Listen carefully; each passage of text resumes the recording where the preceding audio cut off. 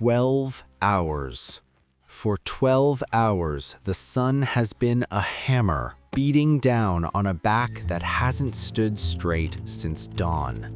Your legs aren't just tired, they are heavy, throbbing pillars of fire. Every muscle in your body is screaming for one thing, just one night of undisturbed sleep.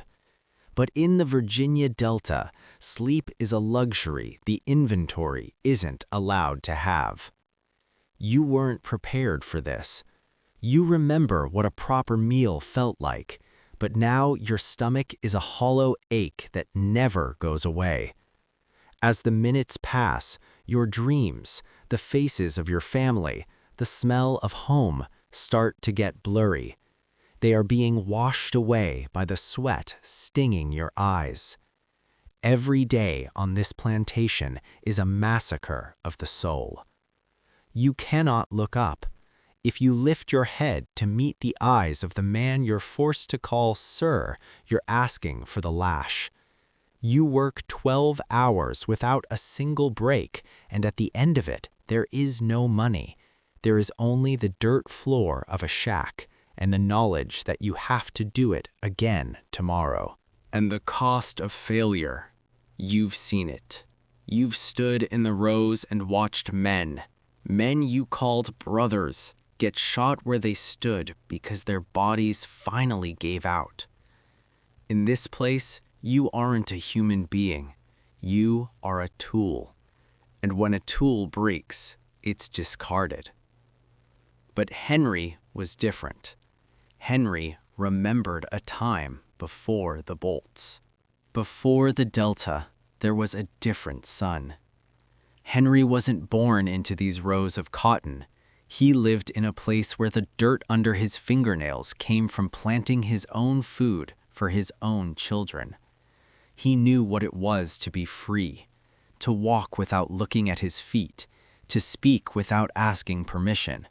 He had a life that made sense. Then, in a single violent afternoon, that world vanished. He was kidnapped, stolen from the only soil he ever knew, and forced into the dark hole of a ship bound for America. In his whole life, he had never seen a farm like this. He had never seen thousands of acres dedicated to a single crop, worked by thousands of people who were treated like cattle. He watched his wife and children get sold away, their voices fading into the distance as they were dragged to other plantations. That was the moment Henry realized that if he stayed, he would die a piece of property. He didn't just want to run, he wanted to disappear, and he knew a blacksmith who could help him build the most dangerous package in Virginia history. To survive the Virginia Delta, you had to learn a new language, the language of silence. Henry wasn't alone in his fear. Around him were his brothers, men who had been broken and mended so many times they were more scar tissue than flesh. They were constantly tensed, their ears tuned to the sound of the master's boots on the porch. One of the elder slaves, a man who had survived 3 different masters, took Henry aside.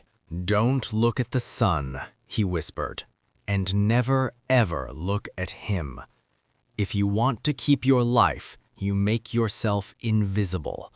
You become a shadow that picks cotton."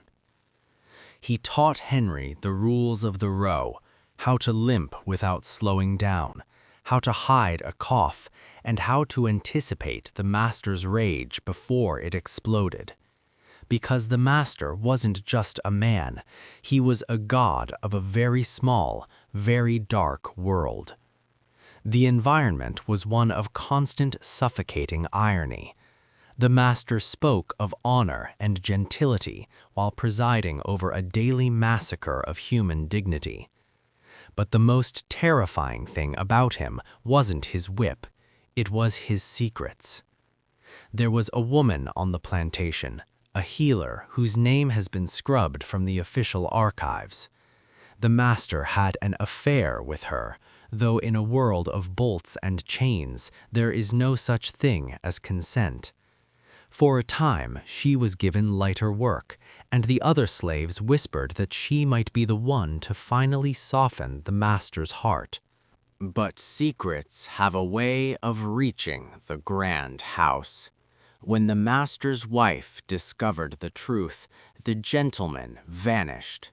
To protect his reputation and satisfy his wife's bloodlust, the master didn't just end the affair. He dragged the woman into the clearing in front of everyone. He didn't use a gun. He wanted it to be a lesson.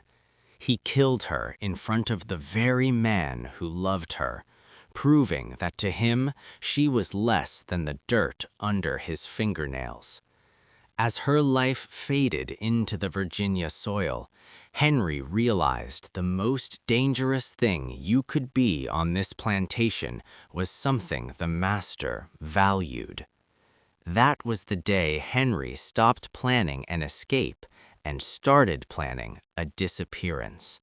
If he stayed a man, he would be killed like that woman. He had to become an object. He had to become the box. Before the first board was cut, Henry stood in the shipping yards, watching the movement of the South. He saw crates of sugar and cotton being loaded onto wagons, thousands of boxes carrying the wealth of the Delta. He wondered how many stolen lives had traveled in those boxes over the centuries, only to reach another plantation. He realized then, the box isn't just an object. If he succeeds, it is a womb for his rebirth as a free man. If he fails, it is his coffin.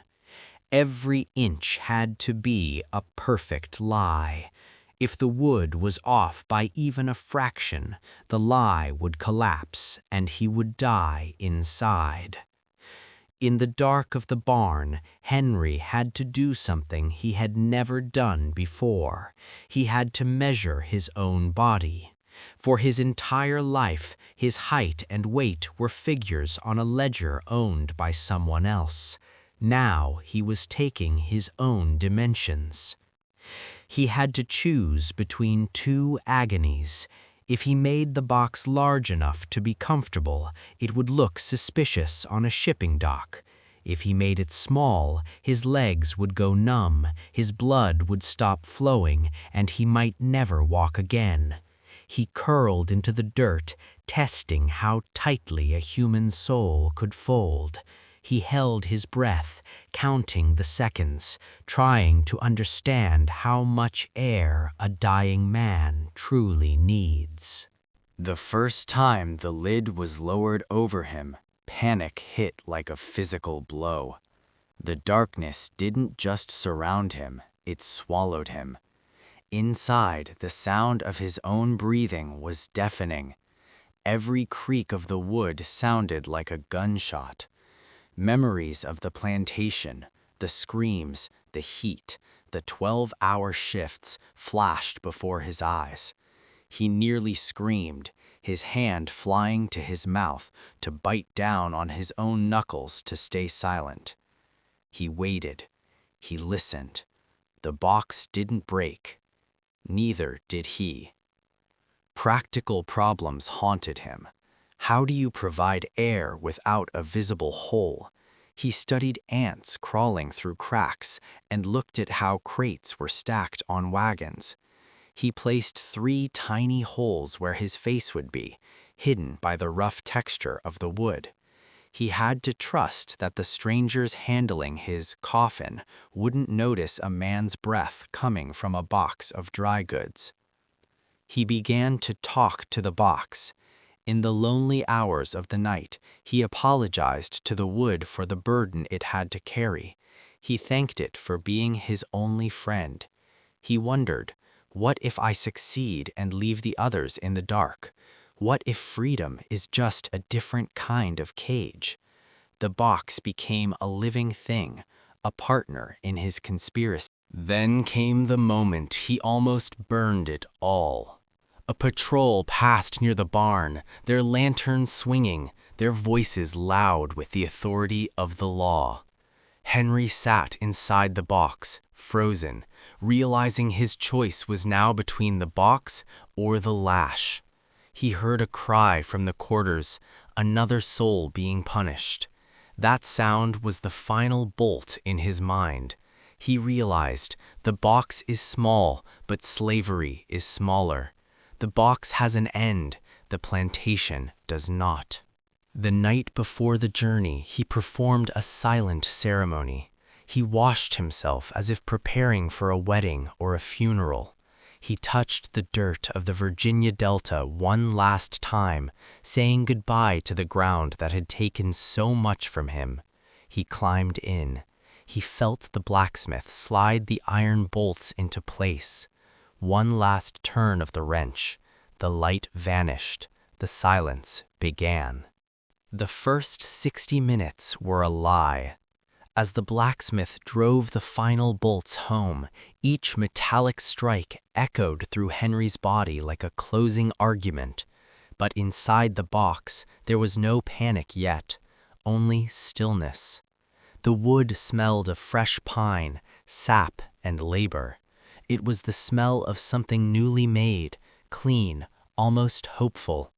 Folded tightly into the darkness, Henry drew his knees to his chest and pressed his back against the wall he had measured with his own hands. Every inch felt familiar, trusted. He counted his breaths, slow, deep, intentional. The box did not feel like a prison yet. It felt like craftsmanship, like proof. He traced the grain of the wood with his fingers and whispered to himself, barely louder than the pulse in his ears, "I built this. I measured this. This space belongs to me." For the first time in his life, he was not standing in a row. He was not waiting for an order. He was not being watched. He was at the center of something deliberate, a plan that bore his own fingerprints. But calm in confined spaces is a fragile illusion. What Henry could not yet see was that this peace was only the pause before impact. He was not free. He was still inside the womb of the escape. And birth, when it came, would not arrive gently. It would tear at every sense he had. The deception ended with a violent jolt. Without warning, the box moved. The floor vanished beneath him as the crate was lifted, and Henry's spine slammed against the hickory wall. His teeth clicked together, his breath knocked loose from his chest. The world outside the box suddenly had hands, rough, impatient hands, and none of them were his.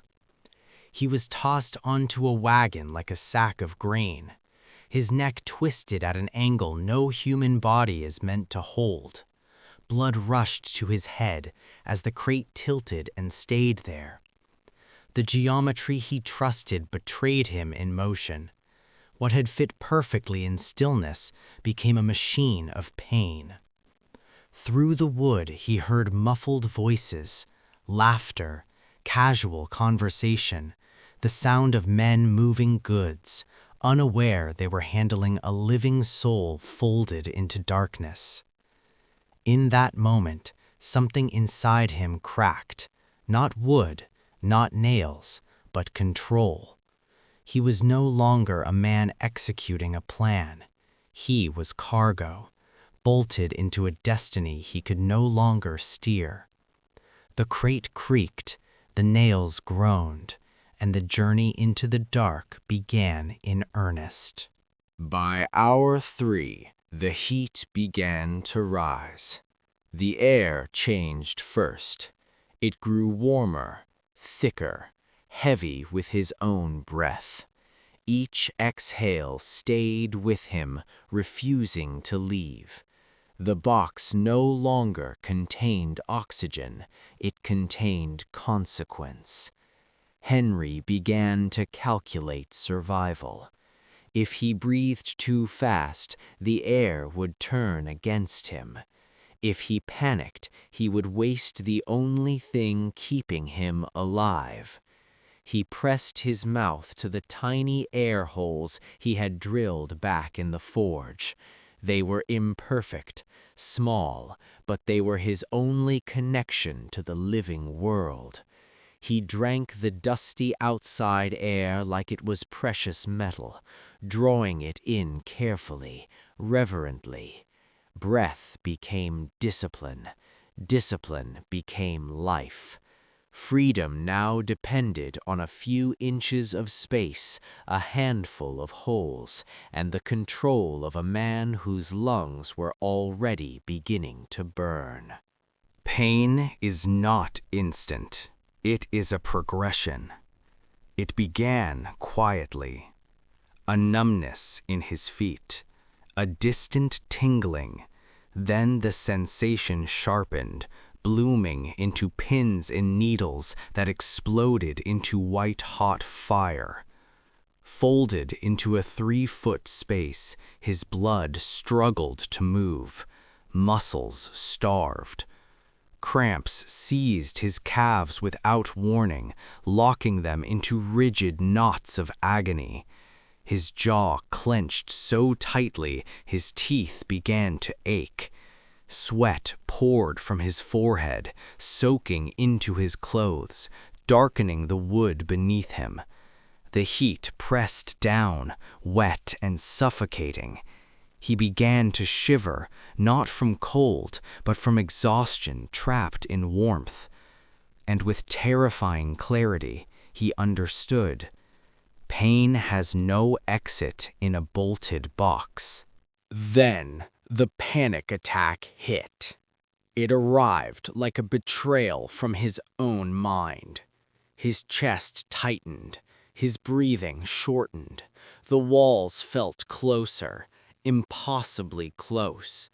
His brain insisted the lid was descending, even though it hadn't moved an inch. He opened his mouth to scream. Nothing came out. The sound died in his throat, strangled by fear and bolts. In the darkness, his senses began to lie to him. He saw a sliver of light where there was none. He felt cracks forming in solid wood. Madness came in stages. First a silent laugh, then tears he could not wipe away. Then a hollow, terrifying calm. The box was no longer just holding his body. It was consuming his mind. The lowest point came when the crate was flipped upside down. For hours, blood pooled in his head. Pressure mounted behind his eyes. His breathing grew shallow, erratic. Outside, the world kept moving. Wagons creaked, trains rumbled, but inside the box, life slowed to a crawl. Then it stopped. Henry fainted. The crate continued without him. He drifted at the edge of nothing until a violent drop slammed the box onto a platform. His neck snapped back. Pain detonated through him, dragging him back into his body. He gasped. The air burned his lungs, and the thought struck him with shocking clarity. I am not dead yet. His relationship with the wood became complicated. He hated the box. He struck it with his fists in silent rage, cursing it for the fire in his muscles and the pressure in his skull. Then, moments later, he stroked the same wood and whispered apologies. The box was his second body. It carried him when his legs could not. It hid him when the world would not allow him to exist. It was both torture and salvation. In the final stretch, the body surrendered. His legs vanished into numbness. His muscles no longer responded. The body had quit, but the will had not been informed. He survived on memory. He imagined open sky, wide, endless, untouched by the shadow of the grand house. He repeated the 14 names of the people he loved over and over, using them like beads on a rosary to keep his heart beating. Hope was quieter than pain, but it was proving stronger. Then the movement stopped. Silence fell. No wheels, no engines, no voices. Just a cold, waiting stillness. Henry did not know if he was in a warehouse in Philadelphia or a police station in Richmond. He held his breath, the last currency he had left, and waited. The darkness did not lift. The bolts remained. For 27 hours the world was noise, thuds, rattles, the groan of wheels and rails, muffled voices that passed like weather through wood. But now the silence is different. It is not the silence of a swamp or a field at night. It is not the silence of a grave. This silence has walls. It has a ceiling. It is the stillness of a room holding its breath. Inside the box, Henry's ears ring with the pressure of his own blood. His heart beats, but it feels distant, as if it belongs to someone else. He does not know if he has arrived or if he has been abandoned. Then it comes, a sound he recognizes instantly.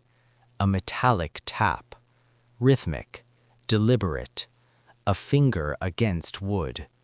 It is the first human intention he has felt in more than a day. A voice follows, careful and hushed, as though the box itself might be listening.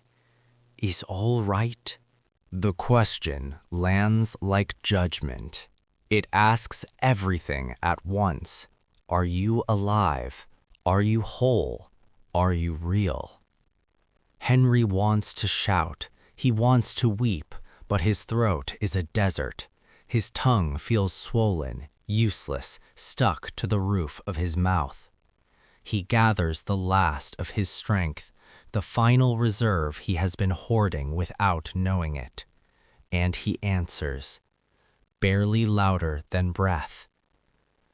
All right. 2 words. They are not loud, they are not strong, but in Henry's mind, they are the sound of the final bolts breaking. Then comes the violence of liberation. Metal bites into wood. The scream of the crowbar is deafening inside the crate. Each pry sends vibrations through Henry's bones. To the men outside, it is difficult labor. To Henry, it is an earthquake. The first bolt resists. Then, crack. The sound echoes inside his skull like a gunshot. His body flinches instinctively, curling tighter into itself. Another bolt groans. The wood splinters, fibers tearing like muscle. Then comes something he has not experienced in 27 hours. Light. Not imagined light, not hallucination, real, unfiltered daylight. A blade of it slices through the darkness and strikes Henry's face. It is brutal. It burns. His eyes, dilated from a day inside a tomb, recoil in pain. Tears flood instantly, not from emotion, but from survival. The world is opening, and it is not gentle. The lid is finally cast aside. The box opens. The men in the room, members of the Philadelphia Vigilance Committee, freeze. They expected cargo, dry goods, a risk. They did not expect this. Inside the crate is not a shipment, but a resurrection. Henry does not move at first. His body is still shaped by the geometry of confinement. His back remains curved, his knees are locked inward.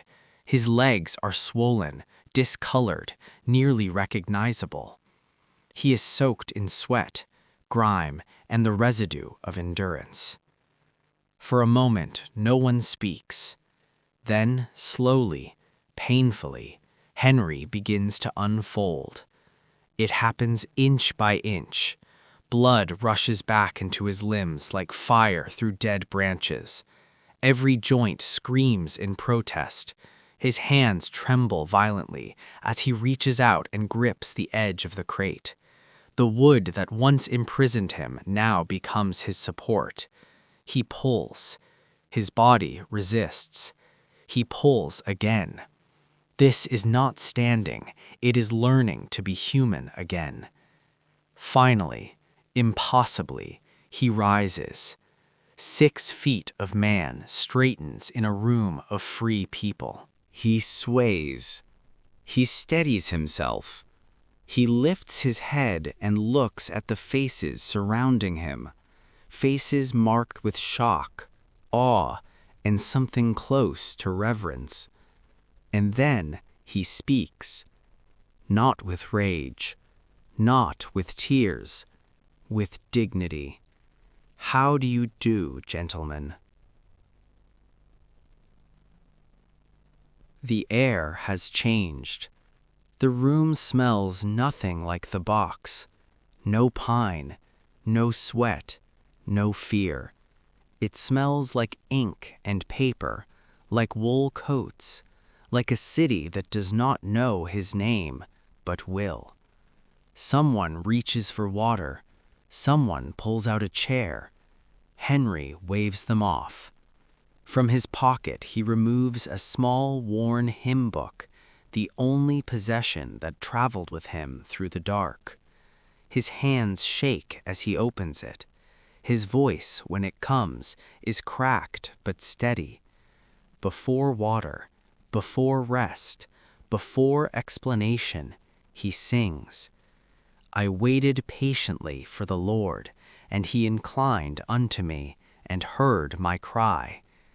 The air falls completely silent. No one moves. In that moment, the plantation is hundreds of miles away. The rose, the grand house, the woman with 14 names, the brothers bent beneath the sun, the 12-hour shifts and borrowed bodies, all of it belongs to another life. The bolts are broken. The crate is empty. Henry Brown is no longer a tool, no longer cargo, no longer property. He is standing. He is breathing. He is free.